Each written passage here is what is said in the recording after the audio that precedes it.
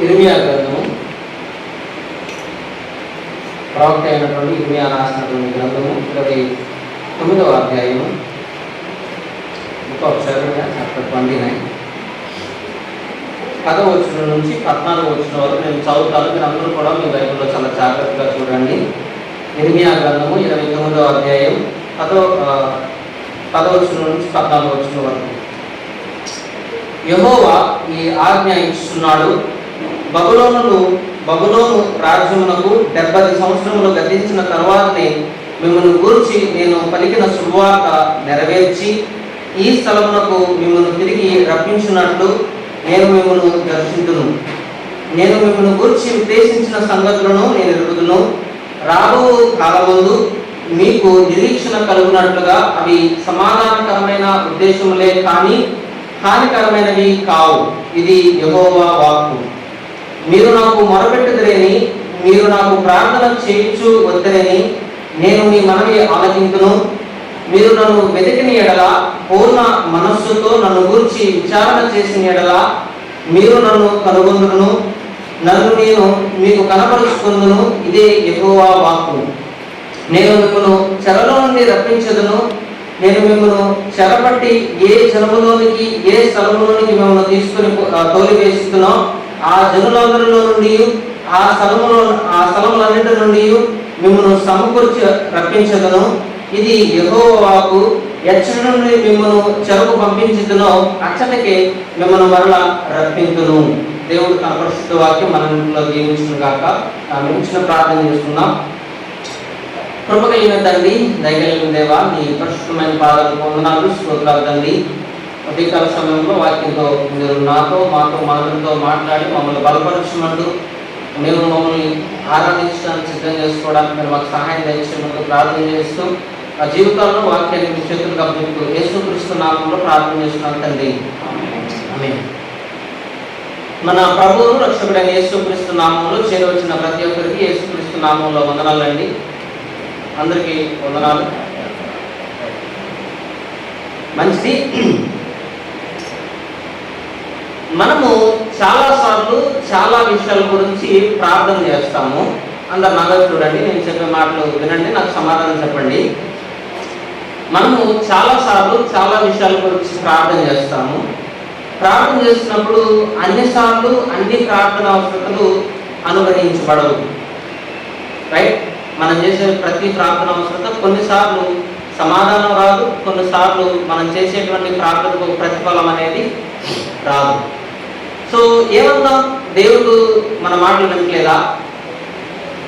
దేవుడు మనకి అన్యాయం చేస్తున్నాడా? దేవుడు మనల్ని విడిచిపెట్టేశాడా? ఏమనుకోవాలి మరి? మనమేమో కష్టంతో, మనమేమో బాధతో ప్రార్థన చేస్తున్నాము మన ప్రార్థన అవసరం గురించి. మరి ఆ ప్రార్థన అవసరం గురించి ప్రార్థన చేసినప్పుడు దేవుడు ఎందుకని సమాధానం ఇవ్వట్లేదు? చెప్పండి, ఎందుకని సమాధానం ఇవ్వట్లేదు? ఆయనకు మనం అంటే ఇష్టం లేదా? మనం ఆయనకు నచ్చలేదా? ఎందుకనంటే మనం గుర్తుపెట్టుకోవాల్సింది ఏంటంటే దేవుని యొక్క చిత్తము, దేవుని యొక్క ప్రణాళిక, దేవుని యొక్క సమయము వేరు. అందుకని వాక్యం చెప్తుంది కదా, మీ తలంపులు నా తలంపులు వంటివి కావు. రైట్? నేను మీకోసం ఏర్పాటు చేసినటువంటి ప్రణాళిక, నేను మీకోసం ఏర్పాటు చేసినటువంటి చిత్తము వేరే. మీరు అనుకున్నది జరగదు, నేను అనుకున్నది జరిగింది అనమాట. సో దేవుణ్ణి ఆరాధించడానికి వచ్చినటువంటి మనము గుర్తుపెట్టుకోవాల్సిన సంగతి ఏంటంటే ఆయన వాగ్దానాలు నిరర్థకమైనవి కావు, ఆయన ప్రమాణాలు అబద్ధములు కాదు, ఆయన చేసినటువంటి వాగ్దానాలు అసత్యమైనవి కావు. మనం నమ్ముకున్నటువంటి దేవుడు సత్యమైనటువంటి దేవుడు. మనం నమ్ముకున్నటువంటి దేవుడు వాగ్దానాలను నెరవేర్చేటువంటి దేవుడు. ఆయన వాగ్దానాలను నెరవేర్చేటువంటి దేవుడు. అయితే ఈరోజు నా మెయిన్ నా టాపిక్ ఏంటంటే ఈరోజు వాడబారని దేవుని వాగ్దానం. ఇది నా టాపిక్, వాడబారని దేవుని వాగ్దానం. నా మెయిన్ ఐడియా ఏంటంటే దేవుడు విశ్వాసుల జీవితంలో తన వాగ్దానాలను నిలుపుకునేవాడు. విశ్వాసులు దేవుని కోసం ఎదురు చూసేవారిగా ఉండాలి. మళ్ళీ రిపీట్ చేస్తున్నాను, నా టాపిక్ ఏంటంటే వాడబారని దేవుని వాగ్దానం. నా మెయిన్ ఐడియా ఏంటంటే దేవుడు విశ్వాసుల జీవితంలో తన వాగ్దానాలను నిలుపుకునేవాడు. విశ్వాసుల జీవితంలో విశ్వాసులు దేవుని కోసం ఎదురు చూసేవారుగా ఉండాలి. మనం చదువుకున్నటువంటి లేఖన భాగానికి సంబంధించినటువంటి చరిత్రను మనం చూసినట్లయితే ఇక్కడ జరుగుతున్నటువంటి సందర్భం ఏంటంటే యూదా వారందరూ కూడా చెరలోకి కొనిపోబడ్డారు. రైట్, బబులోనులోకి చెరలోకి కొనిపోబడ్డారు. 70 సంవత్సరాల పాటు వాళ్ళ చెరలో ఉండాలన్నమాట. దేవుడు దాన్ని ఏర్పాటు చేశాడు. రైట్, సో దేవుడు 70 సంవత్సరాలు మీరు ఈ యొక్క చెరలో ఉండాలని చెప్పేసి దేవుడు ఏర్పాటు చేసినటువంటి ఆ చెర ఎందుకు దేవుడు ఏర్పాటు చేశాడు అంటే మొట్టమొదటి కారణం వాళ్ళు చేసినటువంటి పాపం ఏంటండి? వారు చేసినటువంటి పాపం. ఏం పాపం చేశారు అంటే వీళ్ళు దేవుని ఆజ్ఞలను వ్యతిరేకించి వీళ్ళు ఒక బంగారు తోడను చేసుకుని ఆ ప్రతిమకు పూజించి దాన్ని ఆరాధిస్తున్నారు. రైట్, మనందరికీ బాగా తెలుసు ఇశ్రాయేలు ప్రజల స్వభావం ఎటువంటిదంటే వీళ్ళందరూ కూడా వ్యతిరేకులు, వీళ్ళందరూ కూడా విరుద్ధ భావం కలిగినటువంటి వారు. కొన్ని సందర్భాల్లో దేవునికి వ్యతిరేకంగా జీవించేటువంటి మనుషులు అన్నమాట. అయితే వీళ్ళందరూ కూడా చెరలోకి కొనుక్కోబడడం జరిగింది. అయితే నెబుకద్నెజరు యూదాని గెలిచేసి యూదా వారందరినీ కూడా చెరలోకి తీసుకుని పోయాడు. తర్వాత ఈ 28వ అధ్యాయం అనేది ఒక పత్రిక అన్నమాట. ఎవరు రాస్తున్నారంటే ఇర్మియా గారు జెహోషిన్ అనేటువంటి ఒక రాజుగారి తర్వాత ఈ పత్రికను రాయడం జరిగింది. యెరూషలేములో ఉన్నవారు అదేవిధంగా యూదాలో ఉన్న వాళ్ళందరూ కూడా చెరలోకి కొనుక్కోబడడం జరిగింది. తర్వాత ఇప్పుడు ఈ ఇర్మియా ఎందుకు ఈ మాటలు రాస్తున్నాడంటే మనం చదువుకున్నటువంటి మాటలు ఎందుకు రాస్తున్నాడంటే ఇశ్రాయేలు ప్రజలను చెరలో ఉన్నటువంటి ఇశ్రాయేలు ప్రజలను ప్రోత్సహించడానికి వారిని బలపరచడానికి ఈ మాటలు రాస్తున్నాడు అన్నమాట. వాళ్ళని ప్రోత్సహించి వాళ్ళని బలపరచడానికి ఈ మాటలు రాస్తున్నాడు. ఎలాంటి పత్రిక అంటే ఇది ఫర్ ఎగ్జాంపుల్ మన మందుల్లో ఎవరైనా చెరసాల్లో ఉన్నారనుకోండి, జైల్లో ఉన్నారనుకోండి, వారిని మనం తృప్తిపరచడం కోసం ఏం చేస్తామంటే కొన్నిసార్లు కుటుంబ సభ్యుల మీద తల్లిదండ్రులు ఏం చేస్తారంటే ఒక లెటర్ రాసి అయ్యా మేము మీకోసం ప్రార్థన చేస్తున్నాము, మేము క్షేమంగా ఉన్నాం, నువ్వు కూడా క్షేమంగా ఉండు, టైంకి తిను, టైంకి పడుకో అని చెప్పేసి మనం ఏం చేస్తాం యోగక్షేమాలకు సంబంధించినటువంటి పత్రికను రాసి నువ్వేం భయపడద్దు, మేము బెయిల్ కోసం చూస్తున్నామని చెప్పేసి నేను విడిపించడానికి మేము మా సాయి శక్తుల ప్రయత్నం చేస్తామని ప్రోత్సహించడానికి బలపరచడానికి మనం కొన్ని మాటలు రాసి లెటర్ పంపిస్తాం, అవునా కదా? సో ఇప్పుడు అదే విధంగా ఇర్మియా కూడా ఏం చేస్తున్నాడు అంటే వారిని ప్రోత్సహించడానికి వారిని బలపరచడానికి చెరలో ఉన్న వారిని బలపరచడానికి మాటలు రాస్తున్నాడు. తర్వాత ఇంకా వాళ్ళు ఇంకా ప్రోత్సహిస్తూ ఏమన్నాడంటే ఈ అధ్యాయం మొత్తం చదివినప్పుడు మీకు అనిపించింది ఈ కొనుక్కోబడిన ప్రాంతాల్లో మీరు ఇల్లు కట్టుకోండి, మీరు వనాలు కట్టుకోండి, మీరు పూలతోటలు కట్టుకోండి, మీరు పెళ్లి చేసుకుని దేవుని యొక్క సమాధానం కోసం వెతికేవారిగా ఆ ప్రాంతంలో క్షేమంగా ఉండండి. మీరు ఏదైతే చెరసాల్లోకి వెళ్ళారో ఆ చెరలో మీరు క్షేమంగా ఉండండి అని వారిని బలపరచడానికి ఈ మాటలు రాస్తున్నాడు. అక్కడిగా ఎందుకు ఈ మాటలు రాస్తున్నాడు అంటే అబద్ధ బోధకుల గురించి హెచ్చరించడానికి, అబద్ధ బోధకుల గురించి సరైన అవగాహన ఇవ్వడానికి. ఇప్పుడు మనందరం చదువుకున్న లేఖన భాగంలో దేవుడు ఎన్ని సంవత్సరాల తర్వాత వారిని విడిపిస్తానన్నాడు? గట్టి చెప్పండి, ఎన్ని సంవత్సరాలు చెప్పండి? 70 సంవత్సరాలు. ఎన్ని సంవత్సరాలు? 70 సంవత్సరాలు. కానీ అబద్ధ బోధకులైనటువంటి వాళ్ళు వచ్చి ఏం చేస్తారంటే మనం వాక్యాన్ని చూద్దాం రండి. 8వ వచనాన్ని మనం చదివినట్లయితే ఎవరైనా చదివి వినిపించండి. 8వ వచనం 9వ వచనం. ఇశ్రాయేలు దేవుడును సైన్యములకు అధిపతియగు యెహోవా ఇలాగు సెలవిస్తున్నాడు, నీ మధ్యనున్న ప్రవక్తల చేతనైనను మంత్రజ్ఞానుల చేతనైనను మీరు మోసపోకండి, మీరు కలలో కనువారి మాటలు వినకండి. వారు నా నామమును బట్టి అబద్ధ ప్రవచనములను మీతో చెప్పుదురు, నేను వారిని పంపలేదు, ఇది యెహోవా వాక్కు. సో ఈ చెరలోకి కొనిపోయబడినటువంటి వారి దగ్గరికి కొంతమంది అబద్ధ బోధకులు ఏం చెప్తున్నారంటే మీరు భయపడద్దు, మీరు బాధపడద్దు, దేవుడు నాతో చెప్పాడు ఈ చెరసాల కాలం 70 సంవత్సరాలు ఉండదంట, దేవుడు మిమ్మల్ని తొందరలోనే విడిపించేస్తాడని చెప్పేసి అబద్ధం చెప్తున్నారు. ఇప్పుడు ఇర్మియా ఎందుకు రాస్తున్నాడంటే వీళ్ళకి పత్రిక అయ్యా ఆ అబద్ధ బోధకులు మీరు నమ్మొద్దు, వారిని నేను పంపించలేదు, వారు నా మనుషులు కాదు, నా ప్రవక్తలు కాదు, నా జ్ఞానులు కాదు వాళ్ళు. సో వారి మాటలు మీరు నమ్మొద్దు అని చెప్పేసి తెలియజేస్తున్నాడు. రైట్, వాక్యాన్ని చదువుతాం, వాక్యాన్ని ధ్యానం చేసుకుందాం. 10వ వచనం.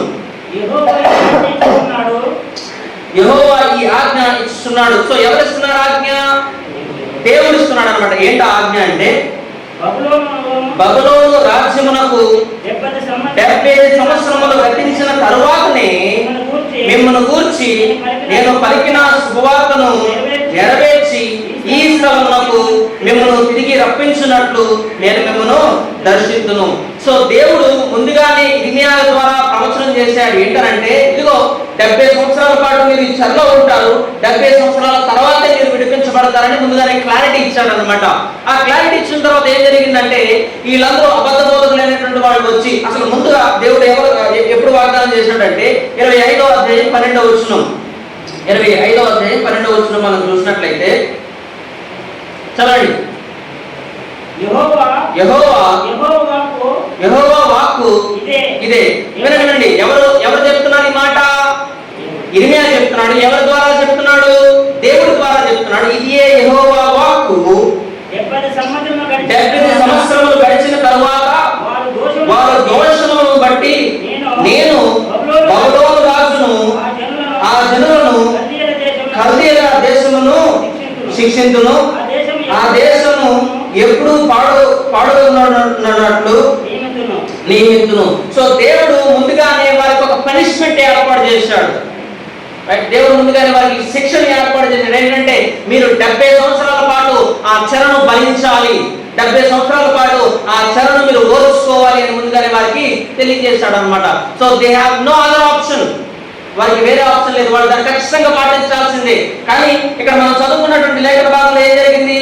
ఈ అబద్ధ బోధకులు వచ్చి వారిని మోసపుచ్చడానికి ప్రయత్నం చేస్తున్నారు. రైట్, దేవుడు చేసిన వాగ్దానాలని తారుమారు చేసి దేవుడు చేసిన వాగ్దానాన్ని తప్పుగా బోధిస్తున్నారు అనమాట. రైట్. సో ప్రియమైన దేవుని సంగమా, ఈ 21వ శతాబ్దంలో బతుకుతున్నటువంటి మనమందరం కూడా చాలా జాగ్రత్తగా ఉండాలండి అబద్ధ బోధకుల విషయమై. సో అబద్ధ బోధకులు అనేటువంటి వారు ఏం చేస్తారు అంటే దేవుడు చేసిన వాగ్దానాలని వారు మార్చి చెప్తారు. వాడు మార్క్స్ చెప్తారు. ఏంటి? మన సమస్యలు వాళ్ళకి బాగా తెలుసు. మీరు ఆర్థిక ఇబ్బందులు పడుతున్నారా? నా దగ్గరికి రండి, అన్ని పోతాయి. రైట్. మీ దగ్గర కుటుంబ సమస్యలు ఉన్నాయా? నా దగ్గరికి రండి, అన్ని పోతాయి. రైట్. మీరు అనారోగ్యంతో బాధపడుతున్నారా? నా దగ్గరికి రండి, అన్ని పోతాయి అని చెప్పేసి వాళ్ళు ఏం చేస్తారంటే అబద్ధ బోధనను బోధిస్తూ ఉంటారు. వారికి మన బలహీనతలు ఏంటో తెలుసు.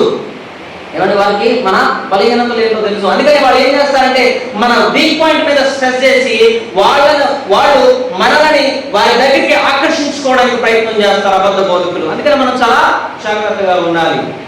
అందుకే మనం వారి విషయంలో చాలా జాగ్రత్తగా ఉండాలి. వారు కేవలం డబ్బుల కోసం పనిచేసేవాళ్ళు, వాళ్ళు కేవలం వాళ్ళ కడుపు కోసం పనిచేసేవాళ్ళు, వాళ్ళు కేవలం పదవి కోసం పనిచేసేవాళ్ళు, వాళ్ళు కేవలం ప్రత్యేకత కోసం పనిచేసేవాళ్ళు. వాళ్ళు దేవుని చేత పంపించబడిన వారు కాదు. దేవుని చేత పంపించబడిన వాడు కాదు. అందుకని యోహాను భక్తుడు చాలా మంచిగా చెప్తున్నాడు. చాలా మంది ఈ అంత్యకాలంలో చాలా మంది అబద్ధ బోధకులు బయలుదేరి వస్తున్నారు. ఏది నిజమైన బోధో ఏది అబద్ధమైన బోధో పరీక్షించి తెలుసుకోండి. రైట్, పరీక్షించి తెలుసుకోండి. ఎవరి మాటలు ఎవరి వాక్యం మనం వింటున్నామో మనం చాలా జాగ్రత్తగా ఉండాలండి. మనం చాలా జాగ్రత్తగా ఉండాలి. వాక్యంలా బోధించేటువంటి సేవకుడు మాటలు మనం వినాలి. వాక్యం మనల్ని బలపరిచింది, వాక్యం మనల్ని ప్రోత్సహించింది. అంతేగాని దేవుడు ఎప్పుడు కూడా వాగ్దానం చేయలేదు మీరు నా దగ్గరికి రండి మీ సమస్యలు అన్ని పోతాయని చెప్పేసి. మీలో ఎవరైనా ఒకవేళ ఈ మాట నిజమైతే మీరు చేతులు ఎత్తండి, నాకు ఎట్లాంటి సమస్య లేదు, నాకు ఎట్లాంటి బాధ లేదు, నాకు ఎట్లాంటి ఇబ్బంది లేదని వాళ్ళు చేతులు ఎత్తండి. ఎవరూ లేవు. రైట్. మనందరికీ ఏదో రకమైన శ్రమ, ఏదో రకమైన బాధ ఉంది. అంటే దాని అర్థం ఏంటి? దేవుడు మన వాక్యం చదివినప్పుడు వీళ్ళ సమస్య ఏంటంటే ఈ అబద్ధ బోధకుల సమస్య, వాళ్ళు వాక్యాన్ని సరిగ్గా చదవరు. అందుకని వాళ్ళకి తెలియదు అనమాట. సో వాక్యం చాలా స్పష్టంగా చెప్తుంది ఏంటంటే మీరు నా దగ్గరికి వస్తే సమస్యలు పోతాయని ఎప్పుడు దేవుడు చెప్పలేదు. సో ఆలోచించాలి. రైట్. ఇక్కడ మనం చదువుకున్నటువంటి లేఖన భాగంలో 29వ అధ్యాయం 10వ వచనంలో నేను మిమ్మల్ని గురించి నేను పలికిన శుభవార్త నెరవేరుస్తాను. ఏంటా శుభవార్త? చెప్పండి, కొంచెం ఆలోచించి చెప్పండి. దేవుడు ఇశ్రాయేలు ప్రజలకు ఒక శుభవార్త ఇప్పుడు. ఏంటా శుభవార్త? 70 సంవత్సరాల తర్వాత నేను మిమ్మల్ని విడిపిస్తాను. అదే శుభవార్త అన్నమాట. రైట్. ఒకసారి మనం ఇశ్రాయేల్ హిస్టరీ ఆలోచన చేద్దాం. అంటే అకార్డింగ్ టు మై స్టడీ, నా అబ్జర్వేషన్ ప్రకారం నేను ఆలోచించింది ఏంటంటే వాక్యం చదివినప్పుడు పలుమార్లు చదివినప్పుడు పెద్ద ప్రవక్తలు రాసినటువంటి ఈ గ్రంథాలన్నీ, యెషయా గ్రంథం నుంచి చిన్న ప్రవక్తలు రాసిన మలాకి గ్రంథం వరకు కూడాను ఇశ్రాయేలు ప్రజలతో దేవుడు వ్యవహరించే విధంగా ఏ విధంగా ఉందంటే, దేవుడు ఇశ్రాయేలు ప్రజలను శిక్షిస్తాడు, మరలా ఆయన దగ్గరికి పిలుచుకుంటాడు. దేవుడు ఇశ్రాయేలు ప్రజలను శిక్షిస్తాడు, మరలా ఆయన దగ్గరికి పిలుచుకుంటాడు. వారికి పనిష్మెంట్ ఇస్తాడు, అదేవిధంగా ప్రేమను కూడా పంచిపెడతాడు అనమాట. So there is a punishment and there is a restoration also. వాళ్ళ దగ్గర ఈ పనిష్మెంట్ ఉంది, ప్రేమ కూడా ఉందన్నమాట. సో ఇప్పుడు ఇశ్రాయేలు ప్రజల జీవితాన్ని మనం ఒకసారి ఆలోచన చేసినట్లయితే, ఇశ్రాయేలు ప్రజలందరూ కూడాను దేవుడి దగ్గర నుంచి ప్రేమను పొందుకున్నారు. ఆలోచించండి నాతో పాటు. నేను చెప్పే మాట అబద్ధమైతే మీరు నాతో మాట్లాడవచ్చు. ఇశ్రాయేలు ప్రజలు దేవుడి దగ్గర నుంచి నమ్మకత్వాన్ని పొందుకున్నారు. ఇశ్రాయేలు ప్రజలు దేవుడి దగ్గర నుంచి దయను పొందుకున్నారు. ఇశ్రాయేలు ప్రజలు దేవుడి దగ్గర నుంచి కరుణను పొందుకున్నారు. ఇశ్రాయేలు ప్రజలు దేవుడి దగ్గర నుంచి జాలిని పొందుకున్నారు. ఇశ్రాయేలు ప్రజలు దేవుడి దగ్గర నుంచి ఈ గొప్ప గుణ లక్షణాలన్నీ కూడా పొందుకున్నారు. అవునా కదా? అవునంటారా కదంటారా? 40 సంవత్సరాల పాటు అరణ్య మార్గంలో వెళ్తున్నప్పుడు ఎవరు ఆహారం పెట్టారు వాళ్ళకి? ఎవరు? దేవుడే పెట్టాడు. అవునా కదా? 400 సంవత్సరాల ఐగుప్తు రాజ్యంలో వాళ్ళు బానిసలుగా ఉన్నప్పుడు ఎవరు వారిని విడిపించారు చెప్పండి? అల్టిమేట్గా దేవుడే. రైట్? వాళ్ళందరికీ వాళ్ళు బయట రాలేదు, దేవుడే వారిని విడిపించాడు అనమాట.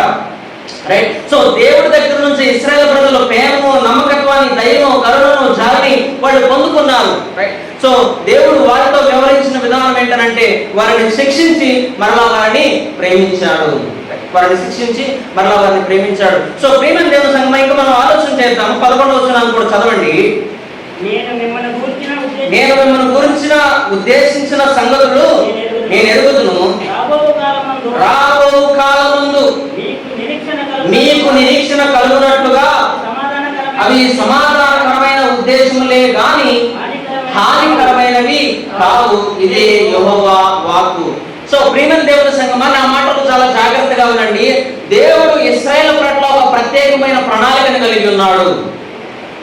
ఇప్పుడు మన దగ్గర గురించి మనం ఆలోచన చేస్తే, దేవుడు మీ జీవితంలో ఆయన కలిగి ఉన్నటువంటి ఉద్దేశములు, ఆయన కలిగి ఉన్నటువంటి చిత్తము, ఆయన కలిగి ఉన్నటువంటి ప్రణాళిక నీ జీవితం గురించి వేరు. నీ జీవితం గురించి వేరు. నేను ఒక మాట చెప్తున్నాను బలపరచడానికి. ఏంటంటే, నీ గురించి దేవుడు ఉద్దేశించినటువంటి ఉద్దేశములు అవి సమాధానకరమైనవే కానీ అవి మీకు హాని కలిగించేవి కావు. ఏంటంటే అవి హాని కలిగించేవి కావు. బహుశా మనుషులుగా మనం కొన్ని పరిస్థితులు గుండా వెళ్తున్నప్పుడు, కొన్ని ఇబ్బందులు గుండా వెళ్తున్నప్పుడు ఆ యొక్క దేవుని చిత్తము, ఆ యొక్క దేవుని ప్రణాళిక మనకు కష్టంగా ఉండొచ్చు, మనకు బాధగా ఉండొచ్చు, మనకి ఇబ్బందిగా ఉండొచ్చు, మనకి చిరాకుగా ఉండొచ్చు, మనకు విసుగు పుట్టించేదిగా ఉండొచ్చు. కానీ ఒక మాట చెప్తున్నాను, అది దేవుని చిత్తం. అనుకో మాట చెప్పనివ్వండి, God has best plans for us. దేవునికి ఉన్నతమైనటువంటి చిత్తం మన కోసం ఆయన ఏర్పాటు చేశాడు. కొన్ని ఉదాహరణలు చెప్తాను చూడండి, ఒకసారి ఆలోచించండి. యెహోషువ యోసేపు జీవితాన్ని మనం ఆలోచన చేసినట్లయితే, దేవుని చిత్తం ఆఖరి వరకు ఆయనకు బయలుపడలేదు. అవునంటారు కాదంటారా? సొంత అన్నదమ్ములే మోసం చేసి తీసుకెళ్లి గుండలో పడేశారు. చెరసాలు అక్కడ బందీ కారాగారాన్ని తీసుకెళ్ళి అక్కడికి వెళ్ళి అమ్మేశారు. ఏమండి? ఆయన విడిచిపెట్టేశారు, ఆయన వదిలిపెట్టేశారు. కానీ దేవుడు ఎంత గొప్పవాడంటే, తనని బానిసగా ఉన్న ఆయన్ని తీసుకొచ్చి రాజుగారి మందిరంలో ఒక పాత్ర ఇచ్చి, తర్వాత ఆయన అక్కడి నుంచి ఉన్నతమైన స్థితికి ఎదగడానికి, ఆయన బానిసగా వెళ్ళినటువంటి ప్రాంతానికి ఆయన ప్రధానమంత్రిగా నియమించబడ్డాడు. అవునా కాదా? సో దేవుడు మన జీవితంలో కలిగి ఉన్నటువంటి ఉద్దేశాలు వేరు. నీ జీవితం గురించి, నా జీవితం గురించి దేవుడు కలిగి ఉన్నటువంటి ఉద్దేశం, నీ జీవితం గురించి, నా జీవితం గురించి దేవుడు కలిగినటువంటి ప్రణాళిక అది వేరు. అది మనకి అర్థం కాదు, అది మనకి అర్థం కాదు. కానీ ఒక మాట నేను చెప్పగలుగుతాను, ఏంటనంటే, దేవుడు మన కోసం మంచి మేలునే దాచించాడు. దేవుడు మన కోసం ఉన్నతమైన మేలునే దాచించాడు. మరొక ఉదాహరణ చెప్పమంటారా? యోబు జీవితం మనందరికీ బాగా తెలుసు. దేవుని చిత్తం ముందుగా యోబుకు అర్థం కాలేదు, కానీ చివరాఖరికి ఏం జరిగింది? 40 సంవత్సరాల బాధను అనుభవించిన తర్వాత, 40 సంవత్సరాల శ్రమను అనుభవించిన తర్వాత తన జీవితంలో దేవుని యొక్క చిత్తాన్ని ఆయన తెలుసుకుని ఆశీర్వదించబడ్డాడు. దేవుని చేత ఆశీర్వదించబడ్డాడు. సో దేవుడు తన జీవితంలో కలిగి ఉన్నటువంటి ప్రణాళిక గొప్పది. ఇంకొక విషయం చెప్పమంటారా? మనకు ఉన్నటువంటి మన పరలోకపు తండ్రి, ఆయనకు తెలుసు మనకి ఏది ఇవ్వాలి, ఏది ఇవ్వకూడదు, ఏది మంచిది, ఏది చెడ్డది అని చెప్పేసి మన పరలోకపు తండ్రికి సమస్తము తెలుసు. కొన్ని మాటలు మనం చూద్దాం. లూకా శుభవార్త 11వ అధ్యాయము. లూకా శుభవార్త 11వ అధ్యాయము. మన పరలోక తండ్రి మన మధ్య ఉన్నటువంటి సంబంధం ఇక్కడ చూద్దాము. లూకా శుభవార్త 11వ అధ్యాయం 11వ వచనం. నెమ్మదిగా చదవండి, అందరికి అర్థమయ్యేటట్లు నెమ్మదిగా ధ్యానం చేద్దాం. మీలో తండ్రి అయిన వాడు తన కుమారుడు చేపనడిగితే చేపకు బదులుగా పామునిచ్చునా? ఒకసారి ఒక్క నిమిషం ఆలోచన చేద్దాం. నా వైపు చూడండి. మీలో చాలా మంది తండ్రులు ఉన్నారు కదా, మీలో చాలా మంది మీరు తండ్రులు ఉన్నారు కదా. యాకోబు అన్న ఎప్పుడన్నా అభిషేక్ చికెన్ బిర్యానీ అడిగితే పురుగులు పడుగులో తీసుకొచ్చి ఇస్తాడా? లేకపోతే మీరు వంటింట్లో ఉంటారు కదా, మీ కూతురు మీ కొడుకు స్కూల్ నుంచి కాలేజ్ నుంచి ఆఫీస్ నుంచి మంచి ఆకలి మీద వచ్చాడు అనుకోండి, అమ్మ ఆకలేస్తుంది అన్నం పెట్టన్నప్పుడు మీరు ప్లేట్లోకి ఏదైనా ఒక చెత్త తీసుకెళ్ళిస్తారా, లేకపోతే మీరు వండిన ఆహారం తీసుకెళ్ళిస్తారా? చెప్పండి, ఏం చేస్తారు? ఈ భూలోక పరంగా మీరే అమ్మో నా కొడుకు కష్టపడి వచ్చాడు, అమ్మో నా కూతురు కష్టపడి వచ్చిందని చెప్పేసి వెంటనే ఒక మంచి ఆమ్లెట్ వేసి వెంటనే చల్లారిపోయిన అన్నాన్ని వేడి చేసి మంచిగా పప్పేసి తీసుకొచ్చి బెస్ట్ సర్వీస్ ఇస్తాం. అవును కదా అండి? అవును కదా? అట్లాంటి మన పరలోక తండ్రికి మన అవసరం తెలియదంటారా? చదవండి. తండ్రి అయిన వాడు తన కుమారుని చేపనడిగితే చేపకు బదులుగా పామునిచ్చునా? పామునిస్తాడు ఎవడైనా? ఏమన్నా మీరు ఎవరైనా ఇస్తారు అట్లాగా? ఎవరు? తర్వాత మాట, గుడ్డును అడిగితే తేలునిచ్చునా? ఏమండి? గుడ్డు అడిగితే తండ్రిని తేలిస్తాడా? ఇవ్వడు. తర్వాత, కాబట్టి మీరు చెడ్డవారై ఉండినయు మీ పిల్లలకు మంచి ఈవులను. మీరందరూ కూడా ఆలోచన చేసేది ఏంటంటే, మేము చదువుకోలేదు, మా పిల్లలు మంచిగా చదువుకోవాలి, మేము మంచి పొజిషన్లో లేవు, మా పిల్లలు మంచి పొజిషన్లో ఉండాలని తాపత్రయపడతారు. మేము ఆహారం తినకపోయినా మా పిల్లలు ఆహారం తినాలి 3 పూటలు అని చెప్పేసి ఆలోచన చేస్తారు. అవునా కాదా? అట్లాంటిది భూలోక సంబంధమైన మనుషులమైన మనమే ఎంతగా ఆలోచన చేస్తున్నామంటే, మన పరలోక తండ్రి మన గురించి అంతకన్నా ఎక్కువ ఆలోచన చేయడా? ఆ మాట చదవండి. పరలోకమందున్న మీ తండ్రి నన్ను అడుగువానికి పరిశుద్ధాత్మను ఎంత నిశ్చయముగా అనుగ్రహించును, నేను అనుగ్రహిస్తాను. అదే చేత్తో ఒకసారి మత్తయి సువార్త 6వ అధ్యాయం 26వ వచనం చదవండి. మత్తయి సువార్త 6వ అధ్యాయం 26వ వచనం. స్వయాన యేసుక్రీస్తు ప్రభువు చెప్తున్నారు ఏంటంటే, ఆకాశ పక్షులను చూడండి, అవి విత్తవు కోయవు కొట్టలో కూర్చుకొనవు, అయినను మీ పరలోకపు తండ్రి వాటిని పోషిస్తున్నాడు. మీరు వాటికంటే బహుశ్రేష్ఠులు కారా? ఏమండి? చాలా ఒకసారి ఆలోచించండి. దేవుడు ఈ ఆకాశ పక్షులను జంతువులను పోషిస్తున్నాడు. వాటిని పోషిస్తున్నటువంటి దేవుడు వాటికన్నా మీరు శ్రేష్ఠులు కాదా? చెప్పండి, శ్రేష్ఠులు కాదా? వాటన్నిటిని కేవలం మాట ద్వారా తయారు చేశాడు, కానీ దేవుడు మనల్ని తన సొంత చేత్తో తయారు చేశాడు. సో దేవుని యొక్క చిత్తము, దేవుని యొక్క ప్రణాళిక మన జీవితంలో చాలా గొప్పదండి. మన జీవితంలో చాలా గొప్పది. మన తండ్రి చిత్తం ఆయన ఏంటంటే, మనకు మేలైనది, మనకు శ్రేష్టమైనది, మనకి మంచిది ఇవ్వాలనేది ఆయన ఆశ, ఆయన కోరిక మన దేవునికి. రైట్? తర్వాత 12-13 వచనాలు చదవండి. మీరు నాకు మొరపెట్టేతలేనే, మీరు నాకు ప్రార్థన చేయొచ్చు వద్దలేనే, నేను మీ మనగా ఆలోచించును. మీరు నన్ను వెతికిన ఎడల, పూర్ణ మనసుతో నన్ను గూర్చి విచారణ చేసిన ఎడల మీరు నన్ను కనుగొందురు, నన్ను నేను మీకు కనపరుచుకుంటున్నాను. రైట్, చాలండి. సో దేవుడు ఇశ్రాయేలు ప్రజల్ని బలి అడగలేదు, దేవుడు ఇశ్రాయేలు ప్రజలను అర్పణ అడగలేదు. ఇన్ఫాక్ట్ ఈ రోజు మనం ఆలోచన చేస్తే దేవుడు ఎప్పుడు కూడా మన బ్యాంక్ బ్యాలెన్స్ అడగలేదు, మన ఆఫరింగ్స్ అడగలేదు. ఆయన ఏమడిగాడు? జీవితం అడిగాడు. ఏమడిగాడు? జీవితం అడిగాడు. ఇంకోటి ఏంటంటే, మన దేవుడు మనం ప్రార్థన చేస్తున్నప్పుడు మన ప్రార్థన వినే దేవుడు, మన ప్రార్థన ఆలకించే దేవుడు, మన ప్రార్థన అంగీకరించే దేవుడు. ఏమండి? మన దేవుడేమి మోగదేవుడు కాదు, మన దేవుడేమి గుడ్డి దేవుడు కాదు. ఏమండి? మన దేవుడేమి చెవిటి దేవుడు కాదు. మనం ఆయన పిల్లలమైనప్పుడు, ఆయన తన పిల్లలకు ప్రార్థన చేసినప్పుడు, ఆయన పిల్లలు తనను అడిగినప్పుడు, ఆయన వారి యొక్క అవసరతలను బట్టి, తన చిత్తాన్ని బట్టి, తన సమయాన్ని బట్టి ఆయన వారికి వారి అవసరాలు దయచేసే దేవుడు ఆయన. వారి అవసరాన్ని బట్టి ఆయన దయచేసే దేవుడు అనమాట. సో దేవుడికి మన అవసరాలు, మన అక్కర్లు మనం అడిగినప్పుడు ఆయన మన అవసరాలు తీర్చేటువంటి దేవుడు. వెతికితే దొరుకుతానని చెప్తున్నాడు, విచారిస్తే నేను కనుగొనబడతానని చెప్తున్నాడు. నూతన నిబంధన గ్రంథంలో యేసుక్రీస్తు వారు వాగ్దానం చేశారు కదా, ఏంటంటే అడుగుడి మీకు ఇయ్యబడును, వెతుకుడి మీకు దొరుకును, తట్టుడి మీకు ఇయ్యబడును. ఆయన దొరికే దేవుడు అనమాట. మన దేవుడు మనకు దగ్గరగా ఉండే దేవుడు. ఆయన యేసుక్రీస్తు ప్రభువారు ఈ భూలోకం నుంచి పరలోకానికి ఆరోహణమై వెళ్ళిపోయేటప్పుడు ఆయన ఒక వాగ్దానం చేశాడు. ఏంటి ఆ వాగ్దానం అంటే, నేను వెళ్ళి మీకు వేరొక ఆదరణకర్తను పంపిస్తాను, ఆయన మీతో పాటు ఉంటాడు. He will be with you. ఇంకో మాట చెప్పండి, he is near with us to answer our prayers. మన దగ్గర నుండి మనం ప్రార్థన చేస్తున్నప్పుడు ఆయన మన మనను ఆలకించేటువంటి దేవుడుగా ఉన్నాడు. కాబట్టి మనకు తోడుగా ఉండేటువంటి దేవుడు. ఇంకొక మాట చెప్పమంటారా? అందరూ నా వైపు చూడండి, నేను చెప్పే మాటలు వినండి.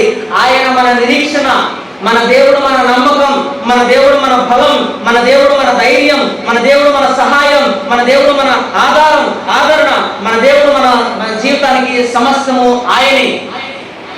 సమస్తము కూడాను ఆయన అన్నమాట. There is no other person who can replace me. ఆయన స్థానంలో మనం ఉంచడానికి ఎవరు కూడాను దేని పెడతాం? ఒకసారి మనం ఇలా అనుకుందాం, మీ యొక్క బాధలను కష్టాలను తీసుకెళ్ళి ఎవరో ఒక రాజకీయ నాయకులను లేకపోతే ఎవరో ఒక పెద్ద మనిషి దగ్గరికి తీసుకుని చెప్పారు, మీకు ఒక 10 లక్షలు అప్పు ఉంది. వాళ్ళు ఏం చేస్తారు? జనరల్గా మీరు బాగా అభిమానించిన నాయకులు ఏం చేస్తారు? మహా అయితే 1 లక్ష రూపాయలు ఇవ్వడం, మహా అయితే 2 లక్షలు ఇవ్వడం చేసి అడ్జస్ట్ చేసుకోండి. అవునా కదా? మొత్తం బాగా తీసేస్తారా? మొత్తం సమస్యను తీసేస్తారా? చెప్పండి, తీసేస్తారా? ఏం చేస్తారు? వాళ్ళు ఏదో వాళ్ళ తోచినంతగా కొంచెం ఇచ్చి పంపిస్తారు. కానీ మన పరలోకపు తండ్రి, మనల్ని ప్రేమించినటువంటి దేవుడు, మన కోసం పరలోక రాజ్యాన్ని విడిచిపెట్టినటువంటి దేవుడు, మన కోసం ఈ లోకానికి వచ్చినటువంటి దేవుడు, మనం ప్రార్థన చేస్తే వినే దేవుడు, మనం ప్రార్థన చేస్తే అంగీకరించే దేవుడు. ఇంకో మాట చూపించమంటారా? కీర్తనకారుడు చాలా అందంగా చెప్తున్నాడు ఈ మాట, మనందరికి బాగా సుపరిచితమైన వచనము. 22వ కీర్తన 24వ వచనం. 22వ కీర్తన 24వ వచనం. ఆయన బాధపడు అని బాధని ఏం చేయలేదంటండి? చెప్పండి, కొంచెం గట్టిగా మాట అందరికి వినిపించేటట్టు చెప్పండి. ఏం చేయలేదంటే ఆయన తృణీకరించలేదు. ఓకే. దానిని చూచి ఆయన ఏం పడలేదంటండి? చెప్పండి, అందరూ గట్టిగా చెప్పండి. ఏం పడలేదంటండి? ఆయన అసహ్యపడలేదు. అతనికి తన ముఖమును దాచలేదు. ఏం చేయలేదంటండి ఆయన? అందరూ నా వైపు చూసి చెప్పండి, ఏం చేయలేదంట ఆయన? ముఖాన్ని దాచలేదండి. ఏం చేశాడంట ఆయన? చదవండి. వాడు ఆయనకు మొరపెట్టగా ఏం చేశాడండి? ఆలకించాడు. మన దేవుడు మనం ప్రార్థన చేస్తున్నప్పుడు ఆలకించే దేవుడు. మనం ప్రార్థన చేస్తున్నప్పుడు ఏమండి, మనం ఉపవాసం ఉండి ప్రార్థన చేసినప్పుడు, మన అవసరాల కోసం, మన యొక్క కొలువుల కోసం మనం ప్రార్థన చేసినప్పుడు నిరుత్సాహపడొద్దండి. దేవుడా ఎందుకు నాకు ఈ సహాయం చేయట్లేదు, దేవుడా ఎందుకు నా జీవితంలో ఈ బాధను తీసివేయట్లేదు, దేవుడా ఎందుకు నా ఈ జీవితంలో ఈ కష్టం, ఈ శ్రమ, ఈ బాధ ఎంతకాలం నేను భరించాలి, ఎంతకాలం నేను ఓర్చుకోవాలి, ఎంతకాలం నేను ఉండాలని చెప్పేసి నిరుత్సాహపడుతున్నామేమో. దేవుడు చెప్తున్నాడు ఏంటంటే, ఆయన నీ కోసం కలిగి ఉన్నటువంటి చిత్తము ప్రత్యేకం. ఓకే, మొదటి విషయం. రెండో విషయం ఏంటంటే, ఆయన ఖచ్చితంగా తన సమయాన్ని బట్టి, తన చిత్తాన్ని బట్టి ఆయన సమాధానం దయచేసే దేవుడు. ఆయన సమాధానం దయచేసే దేవుడు. ఆయన మోసం చేసే దేవుడు కాదు. ఇంకొక మాట చూపిస్తాను చూడండి. 91వ కీర్తన 15వ వచనం. అతడు నాకు మొరపెట్టగా నేను అతనికి ఉత్తరం ఇచ్చుదను, శ్రమలలో నేను అతనికి తోడై ఉంటాను. వినండి ప్రియమైన దేవుని సంఘం, మా విశ్వాసులారా నా మాట వినండి. దేవుడు మనం మొరపెట్టినప్పుడు మనకు ఉత్తరం ఇచ్చేటువంటి దేవుడుగా ఉన్నాడు. దేవుడు మన శ్రమంలో ఉన్నప్పుడు మనకి తోడుగా ఉండేటువంటి దేవుడుగా ఉన్నాడు. తర్వాత అతను విడిపించి అతనిని గొప్ప చేసేదను, దీర్ఘాయువు చేత అతనిని తృప్తిపరచదును, నా రక్షణ అతనికి చూపించదును. దేవుడు రక్షణ చూపించేటువంటి దేవుడు, దేవుడు సమాధానాన్ని దయచేసేటువంటి దేవుడు. రైట్. మనం కొన్నిసార్లు ఈ భూలోకపరంగా మనకు కొంచెం పేరు పలుకుబడి ఉన్న వాళ్ళు తెలిసినప్పుడే మనం ఏమనుకుంటామంటే, అబ్బా నా వెనకాల ఎవరున్నారో తెలుసా అని చెప్పేసి మనం గర్వంగా మాట్లాడతాం. కానీ వాక్యం చెప్తుంది ఏంటంటే, మన దేవుడు ఈ లోకంలో ఉన్న నాయకుల కన్నా గొప్ప నాయకుడు. ఆయన గొప్ప నాయకుడు. ఆయన మనకు దగ్గరగా ఉండేటువంటి దేవుడు, ఆయన మనకు తోడుగా ఉండేటువంటి దేవుడు, ఆయన మనకు వాగ్దానం చేసినటువంటి దేవుడు. అందుకని మనకి యేసుక్రీస్తు గారి గురించి ఒక ప్రవచనం ఉంది కదా, ఆయన ఇమ్మానుయేలు అనేటువంటి దేవుడు. ఇమ్మానుయేలు అనేటువంటి దేవుడికి ఈ పేరుకి అర్థం ఏంటంటే, ఆయన మనకు తోడుగా ఉంటాడు. He is with us, he will be with us. ఆయన వాగ్దానాల గురించి ఆలోచన చేసినట్లయితే, he is very faithful to his promises. మన పాత నిబంధన గ్రంథంలోనే కానీ కొత్త నిబంధన గ్రంథంలోనే కానీ ఆయన చేసిన వాగ్దానాన్ని ఎప్పుడూ తప్పినట్లు కానీ, ఆయన చేసినటువంటి వాగ్దానాన్ని ఎప్పుడు కూడా నెరవేర్చకుండా ఉన్నట్లు కానీ మనకు ఆయన ఎక్కడా కూడా కనిపించలేదు. ఆయన వాగ్దానం చేశాడు అంటే ఆయన నమ్మదగిన దేవుడు, ఆయన నీతిమంతుడు కనుక ఆయన నెరవేర్చేటువంటి దేవుడు వాగ్దానాన్ని. ఇప్పుడు 14వ వచనం చదువుకుందాం. ఇర్మియా గ్రంథం 29వ అధ్యాయం 14వ వచనం. నన్ను నేను మీకు కనపరుచుకుందును, ఇది యెహోవా వాక్కు.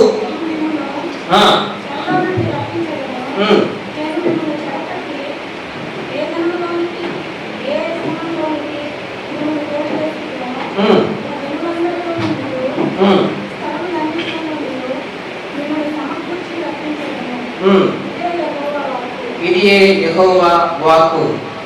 తర్వాత ఎచ్చట నుండి మిమ్మల్ని చెరలోకి పంపించును, అక్కడికే మిమ్మల్ని మరలా రప్పించును.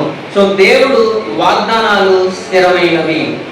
దేవుని ఇశ్రాయేలుకు చేసినటువంటి వాగ్దానాలు ఆయన నెరవేర్చినటువంటి దేవుడు. చెరలో నుండి వారిని విడిపిస్తానన్న దేవుడు. ఏమండి, మీరు ఎక్కడి నుంచి కొనుక్కోబడ్డారో అక్కడికే మరలా తీసుకురాబడతారు. మీరు ఏ జనుల మధ్య నుంచి తీసుకెళ్ళబడ్డారో మరలా ఆ జనుల మధ్యలోకి తీసుకురాబడతారు. మీరు ఏ స్థలంలో నుంచి తీసుకెళ్ళబడ్డారో మరలా మీరు ఆ స్థలానికి తీసుకువస్తాడు దేవుడు మిమ్మల్ని. ఆయన చేసిన వాగ్దానం నెరవేర్చేటువంటి దేవుడు, ఆయన వాగ్దానాలను నెరవేర్చే దేవుడు, ఆయన ప్రమాణాలను నెరవేర్చేటువంటి దేవుడు. సో మన దేవుడు మనకు తోడుగా ఉండి మనకు సమాధానాన్ని అనుగ్రహించేటువంటి దేవుడు ఆయన. ఆయన మనకు సమాధానం అనుగ్రహించే దేవుడు. సో ఈ వాక్యంలోంచి ఏం నేర్చుకోవచ్చు? మొట్టమొదటిగా అందరూ గుర్తుపెట్టుకోండి, దేవుని యొక్క చిత్తము, దేవుని యొక్క సమయము వేరు.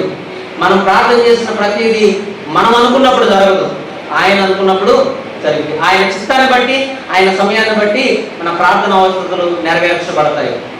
తర్వాత ఇంకోటి ఏంటంటే, దేవుడు చేసిన వాగ్దానాలను ఆయన నిలబెట్టుకునే దేవుడు, ఆయన నెరవేర్చే దేవుడు. మరొక విషయం ఏంటంటే, ఆయన చిత్తము, ఆయన ప్రణాళిక గొప్పవి. అవి గొప్పవి. మన ఆలోచనల కన్నా ఆయన ఆలోచనలు గొప్పవి. మనం అనుకోవచ్చు ఏంటంటే, నేను ఈ లోకంలో ఇది కలిగి ఉంటే బాగుందని అనుకుంటున్నాం మనం. కానీ దేవుడు ఏంటంటే, దీనికన్నా మేలైంది, దీనికన్నా శ్రేష్టమైంది నేను నీకు ఇస్తానని చెప్పేసి ఆయన అంటూ ఉన్నాడు. ఆయన చిత్తం, ఆయన ప్రణాళిక ఎప్పుడు కూడాను గొప్పది. తర్వాత ఆయన మనతో పాటు ఉండేటువంటి దేవుడు, మన ప్రార్థన ఆలకించే దేవుడు అని ఎప్పుడు కూడా నిరుత్సాహపడద్దు. అరే నేను ఇంతకాలంగా ప్రార్థన చేస్తున్నానే, దేవుడు నాకు సహాయం చేయట్లేదు, ఇంతకాలంగా ప్రార్థన చేస్తున్నానే, దేవుడు నా ప్రార్థన వింటలేదని నిరుత్సాహపడద్దు. ఆయన మనతో పాటు ఉన్న దేవుడు, మన ప్రార్థన వింటున్నటువంటి దేవుడు, ఆయన చిత్తాన్ని బట్టి, ఆయన సమయాన్ని బట్టి మన అవసరతలు తీర్చేటువంటి దేవుడు ఆయన. ఆఖరిగా మనమందరం కూడా ఓపికతో, సహనంతో ఆయన సహాయం కోసం ఎదురు చూస్తూ ముందుకు సాగుదాం.